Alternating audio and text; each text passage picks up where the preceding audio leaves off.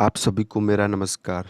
मैं अपने शारीरिक शिक्षा के इस सेगमेंट में आप सभी का अपने YouTube channel physical education at Maurya Akhilesh Kumar पर स्वागत करता हूं। मैं इस एपिसोड में आप सभी को खेल कूद से जुड़ी जितने भी स्पोर्ट्स से रिलेटेड करंट अफेयर्स हैं, नई जानकारियां हैं, खेल खिलाड़ी के बारे में सबसे अपडेट कराऊंगा। तो इसके लिए आप सभी लोग हमारे अगर चैनल पे नए हैं तो सब्सक्राइब जरूर कीजिए और साथ में बेल बटन भी दबाइएगा कि आगे आने वाले वीडियोज़ का आपको अपडेट पहले से ही मिल जाए। और साथ में अपने सोशल अकाउंट्स पे शेयर कीजिए ताकि अन्य दोस्तों के पास भी ये वीडियो पहुंचे और उनको हेल्प हो जाए। तो इसके लिए आप चैनल को ज़रूर सब्सक्राइब और शेयर ज़रूर कीजिएगा। तो आइए हम लोग चलते हैं अपने क्वेश्चन पे, अपने करंट अफेयर्स पे।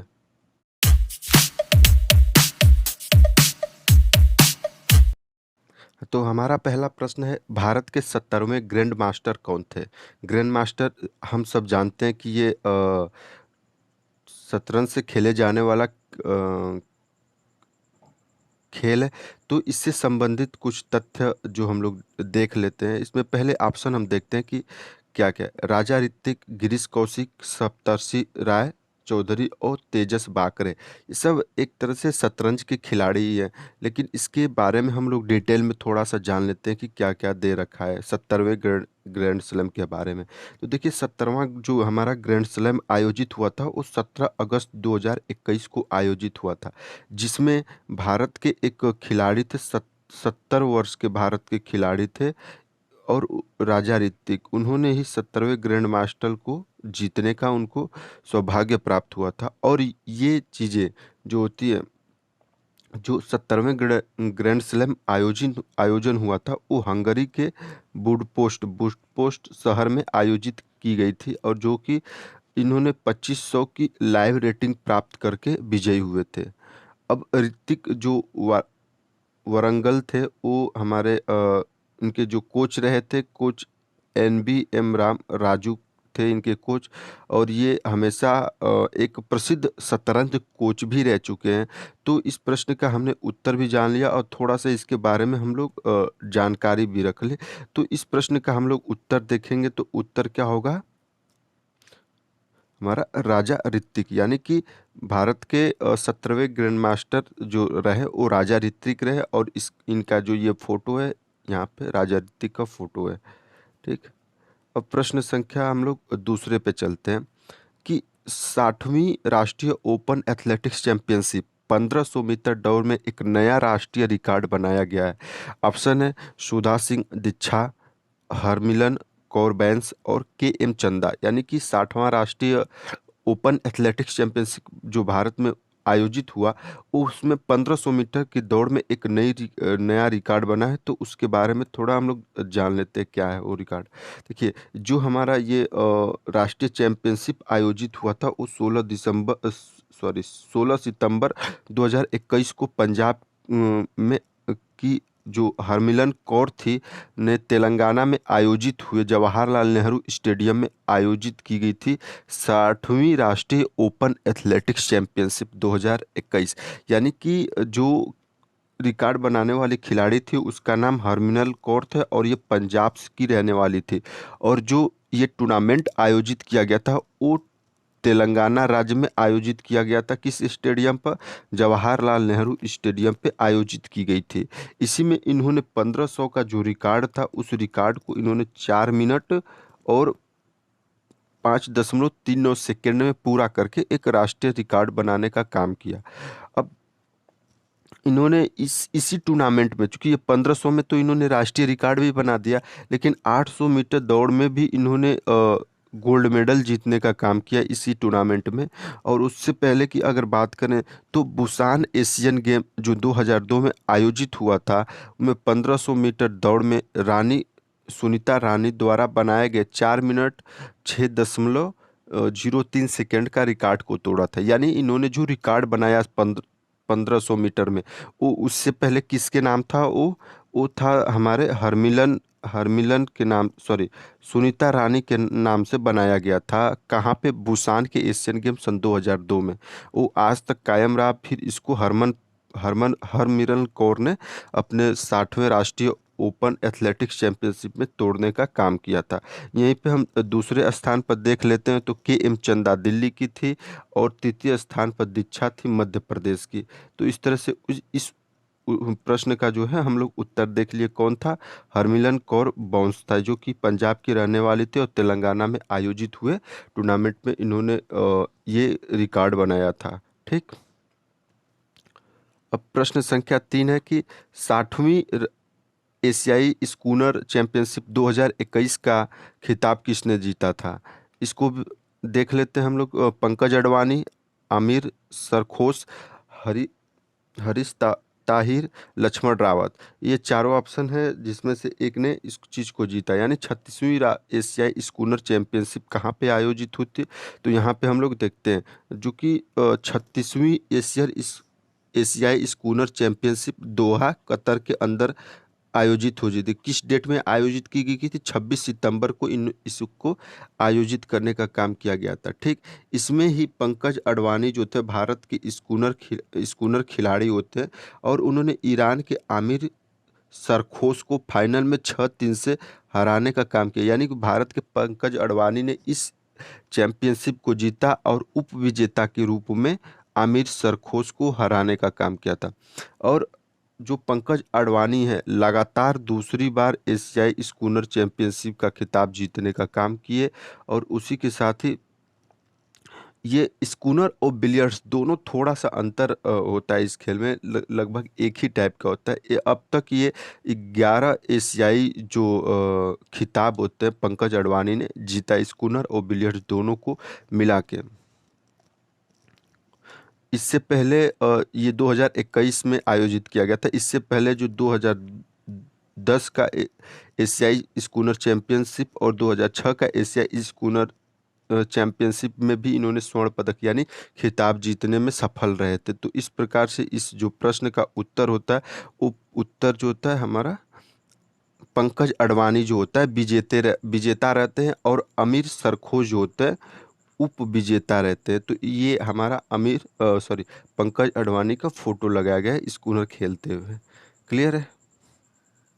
आगे चलते हैं हम लोग प्रश्न चौथे पे कि अगस्त 2021 को अफ्रीका के तेज गेंदबाज डेल स्टेन ने क्रिकेट के सभी प्रारूपों से संन्यास ले लिया और उन्होंने अंतर्राष्ट्रीय एक दिवसीय मैच में किसके विरुद्ध पदार्पण किया था? यानी कि पूछ रहा है कि जो डेल स्टेन अमेरिका के एक तेज गेंदबाज थे उन्होंने संन्यास लिया कब? अगस्त 2021 में। लेकिन इनका जो पहला एक दिवसीय मैच था वनडे मैच इन्होंने किस देश के खिलाफ खेले थे? तो इसको हम लोग देख लेते हैं। इससे जुड़े जो कुछ तथ्य हैं उसके बारे में अध्ययन।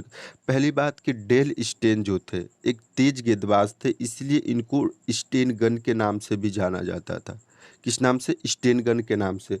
और ये स्टेन जो थे अंतर्राष्ट्रीय टेस्ट की बात सबसे पहले हम लोग करते थे। तो अंतर्राष्ट्रीय टेस्ट में ये दिसंबर 2004 में इंग्लैंड के विरुद्ध खेलने का काम किए थे और वही अंतिम मैच जो होता है फरवरी 2019 में भी श्रीलंका के विरुद्ध खेलने का काम किया था।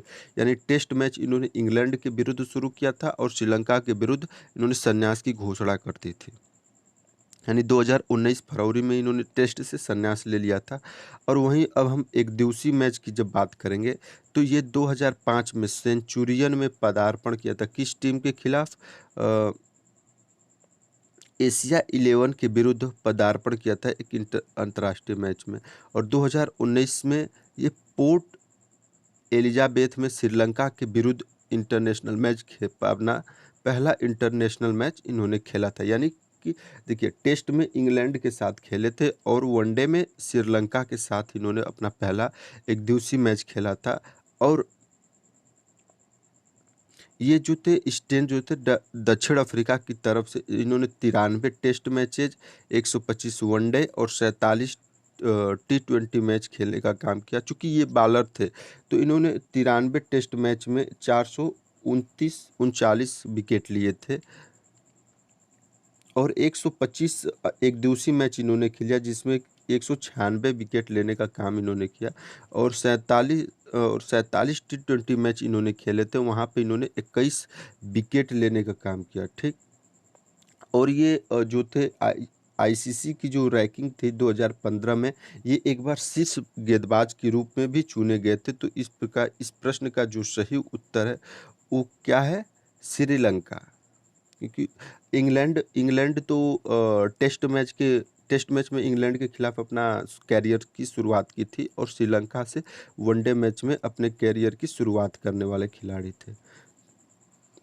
अब प्रश्न संख्या 5 है कि formula one race Belgium grand prix 2021 का खिताब किसने जीता? Formula one race car race होता है एक प्रकार का, तो 2021 में बेल्जियम में आयोजित किया गया था। उसका खिताब किसने जीता? ऑप्शन है max Verstappen, George Russell, Lewis Hamilton और वाल्टेरी बोटास। तो इसके तथ्य को देखते हैं हम लोग। क्या है ये आयोजन? जो फार्मूला वन वर्ल्ड चैंपियनशिप जो बेल्जियम में आयोजित की गई थी, वो टूर्नामेंट जो होता है 27 से 29 अगस्त 2021 को आयोजित की गई थी। कहाँ पे? बेल्जियम में। ठीक।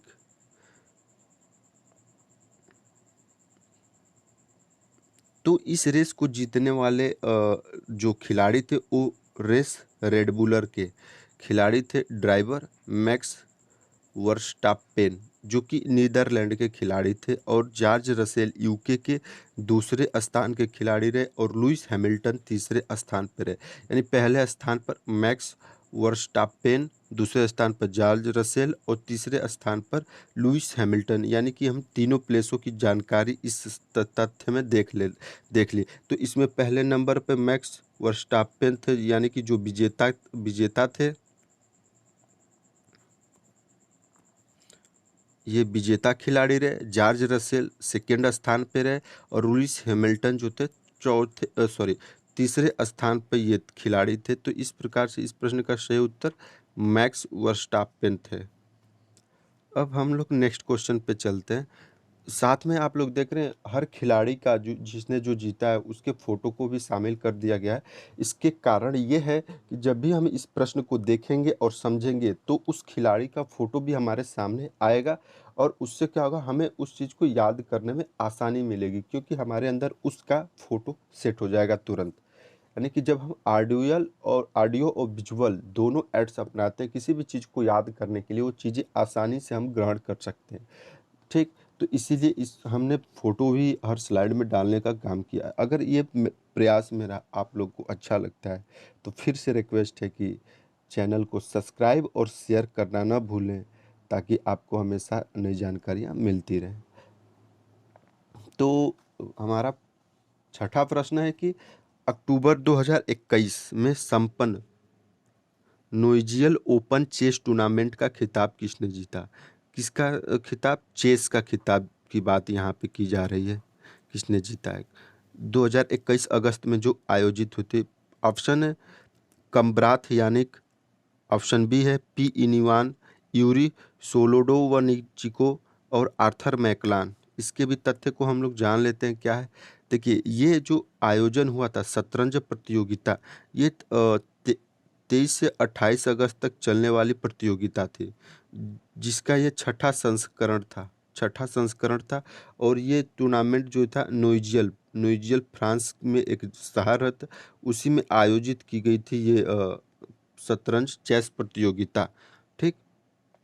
इस प्रतियोगिता में जो आयोजित की गई थी उसमें भारतीय ग्रैंड मास्टर थे प्री इनियान ने इसको जीतने का काम किया था। यानी जो नोइजियल फ्रांस में आयोजित चेस टूर्नामेंट था उसको भारत के ही ग्रैंड मास्टर पी इनियान ने जीता, और जो यूक्रेन के ग्रैंड मास्टर थे यूरी सोलोडोनिच को दूसरे स्थान पर रहे थे। तो इस प्रकार से इस प्रश्न का हम लोग उत्तर भी जान लिए कि कौन सा था। इसमें भारत के खिलाड़ी थे जो पहले स्थान पर पी इनियान थे, और यूक्रेन के जो खिलाड़ी थे वो थे यूरी सोलोडोविनिचको।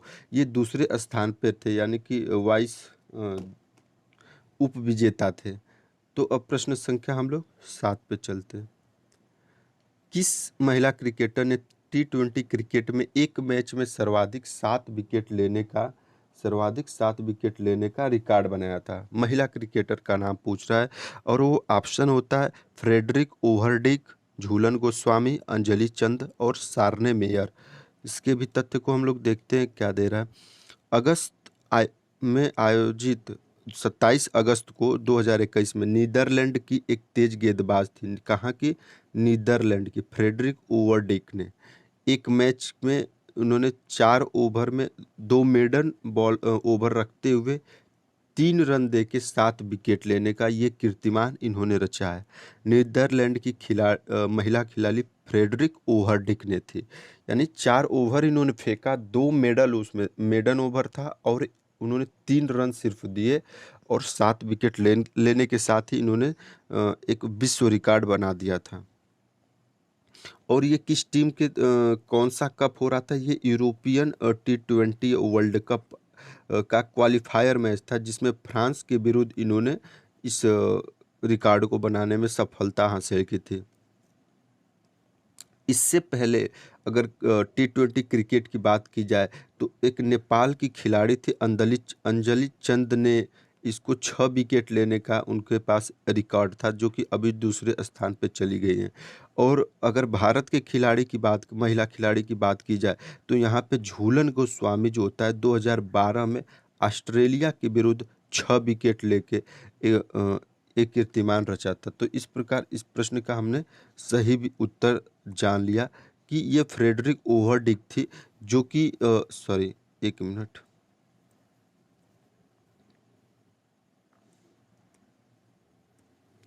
तो इस प्रश्न का हमने उत्तर जान लिया कि जो अभी इंटरनेशनल है वो फ्रांस के खिलाफ नीदरलैंड की महिला खिलाड़ी फ्रेडरिक ओवरडिक होती है, जो पहले इस रिकॉर्ड को बनाने में सफलता हासिल की है।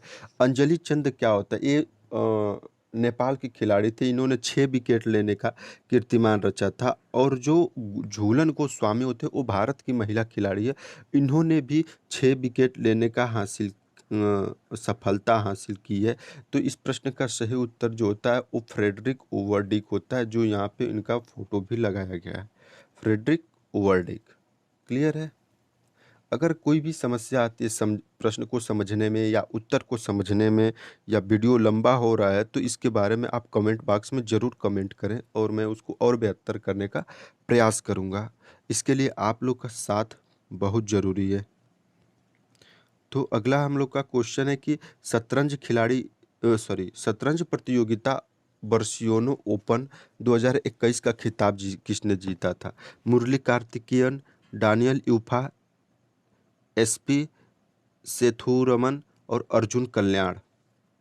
ये देखिए, ये टूर्नामेंट जो होता है 18 अगस्त 2021 को आयोजित की गई थी। कहाँ पे? बार्सिलोना ओपन के नाम से ये आयोजित की गई थी, बार्सिलोना के अंदर। क्योंकि ये बार्सिलोना ओपन है तो बार्सिलोना में ही आयोजित की जाएगी। इसमें जो थे खिताब जीतने वाले खिलाड़ी का नाम था, वो भारतीय ग्रैंड मास्टर थे एसपी सेथुरमन जो थे इस थे। और यहाँ पे दूसरे स्थान पे थे रूसी ग्रैंड मास्टर डाफिन यूफा। और यहीं पे ही तीसरे स्थान पे भी भारत के ही ग्रैंड मास्टर रहे मास्टर मुरली कार्तिकेयन। यानी कि पहले, दूसरे और तीसरे स्थान को बार्सिलोना ओपन शतरंज प्रतियोगिता के बारे में हमने इसमें देख लिया कि पहले स्थान पे और तीसरे स्थान पे दोनों भारतीय खिलाड़ी रहे, एसपी सेथुरमन और मुरली कार्तिकेयन। और दूसरे स्थान पर रूसी ग्रैंड मास्टर डाफिन यूफा थे। तो हम लोग इसके उत्तर को देख लिए कि जो पहले स्थान पे खिलाड़ी रहे थे वो एसपी सेथुरमन थे, दूसरे स्थान पर रूसी खिलाड़ी थे डाफिन यूफा, और तीसरे स्थान पे भारत के ही मुरली कार्तिकेयन रहे थे। तो इस प्रश्न का सही उत्तर हो गया वो हमारा एसपी सेथुरमन थे। ठीक, इनका यह फोटो ट्रॉफी के साथ लगा हुआ है। अब नेक्स्ट क्वेश्चन है, सितंबर 2021 को किसे एशियाई ओलंपिक परिषद का कार्यकारी अध्यक्ष नियुक्त किया गया? क्योंकि परमानेंट अध्यक्ष न होने के कारण एक कार्यकारी, जो कि एक अध्यक्ष की भूमिका में काम करता है जब तक एक अस्थायी अध्यक्ष की नियुक्ति न हो जाए, तो उसके लिए कौन से व्यक्ति को चुना गया? नरेंद्र बत्रा, राजा रणधीर सिंह, राजीव मेहता, अभय सिंह चौटाला। तो ये संबंधित उनसे जुड़े ही कुछ तथ्य हैं जो कि 11 सितंबर 2021 को राजा रणधीर सिंह को एशियाई ओलंपिक परिषद का कार्यकारी अध्यक्ष को चुन लिया गया। यानी कि इस प्रश्न का जो उत्तर की जब बात करेंगे तो हमें राजा रणधीर सिंह की सही उत्तर होंगे। इससे पहले जो थे एक शेख अहमद अल फहद अल सहाब जो थे ये कार्यकारी अध्यक्ष के रूप में यहाँ पे काम कर रहे थे, लेकिन उस पर कुछ जालसाजी का आरोप लगा। इसके वजह से उन्होंने अपने पद को छोड़ने का काम किया। फिर जो राजा रणधीर सिंह थे, राजा रणधीर सिंह एशियाई खेलों में भी इन्होंने 1978 में हम देख सकते हैं बैंकॉक 1978 में इन्होंने स्वर्ण पदक जीते थे और फिर 1982 की एशियाई खेलों में इन्होंने रजत पदक जीतने का काम किया था। ये क्या थे? एक शूटर निशानेबाजी थे और इन्होंने 1978 बैंकॉक में स्वर्ण पदक, 1982 में नई दिल्ली में रजत पदक इन्होंने जीता था। और ओलंपिक में भी ये 5 बार पार्टिसिपेट करने वाले खिलाड़ी भारत की ओर से थे, 5 बार। ठीक, 1968 से लेके 1984 तक इन्होंने ओलंपिक्स में पार्टिसिपेट भी किया था। और इसके साथ ही जो राजा रणधीर सिंह है वो वर्तमान में जो फिलहाल में जो था एशियाई ओलंपिक परिषद के मानद जीवन यानी कि लाइफ टाइम उपाध्यक्ष के तौर पर भी इनको चुना गया होता है और ये अंतर्राष्ट्रीय ओलंपिक समिति के सदस्य भी रहे हैं। तो इस प्रकार इस प्रश्न का जो उत्तर हम लोगों ने देखा वो उत्तर था राजा रणधीर सिंह। इन्होंने उनके बारे में भी देखा कि 5 ओलंपिक्स खेले, 2 एशियाई खेल भी इन्होंने खेलने का सौभाग्य प्राप्त हुआ था। अब इस एपिसोड का अंतिम प्रश्न जो होता है, प्रश्न संख्या 10 कि अगस्त 2021 को संपन्न पुरुष टेनिस प्रतियोगिता ब्रिस्टन सलेम ओपन 2021 के पुरुष एकल का खिताब किसने जीता? इलिया इवास्का, मिकेल यमेर, बेनोई पियरे और पाब्लो कारेनामुस्ता। तो ये 2021 में पुरुष एकल खिताब जो था ये अमेरिका में आयोजित होने वाली एक टूर्नामेंट होता है जिसमें जो दो 28 से 22 अगस्त से 28 अगस्त में आयोजित की गई थी टेनिस प्रतियोगिता होती ब्रिस्टन सलेम ओपन प्रतियोगिता। ये संयुक्त राज्य अमेरिका में होने वाली एक प्रतियोगिता होती है जो वहाँ की स्थानीय स्तर की प्रतियोगिता होती है। ये जो प्रतियोगिता ब्रिस्टन ओपन सलेम ओपन टूर्नामेंट 1981 में शुरू हुआ था हैमिल्टन चैलेंज कप के नाम से और फिर 1984 में इसका नाम ब्रिस्टन सलेम ओपन प्रतियोगिता शुरू कर दिया गया था। और जो 2021 में आयोजित प्रतियोगिता में पुरुष एकल्स में विजेता के रूप में इलिया इवास्का बेलारूस के थे और उप विजेता में मिकेल यमेर स्वीडन के थे और नीचे ये डबल्स के विजेता उप विजेता का नाम दिए। तो यहाँ पे विजेता जो इस टूर्नामेंट के रहे वो इलियासा इवास्का बेलारूस के और उप विजेता मिकेल यमेर स्वीडन के खिलाड़ी रहे। तो इसके उत्तर को हम लोगों ने जान लिया कि इलिया इवास्का जो थे इस एकल प्रतियोगिता के विजेता रहे और जो मिकेल यमेर थे इस टूर्नामेंट के उप विजेता रहे। यानी पहले स्थान पर इलियास हुआका, दूसरे स्थान पर मिकेल यामेर जो कि रूस के थे। तो इसके साथ ये हमारा करंट अफेयर्स इस एपिसोड का ख़त्म होता है।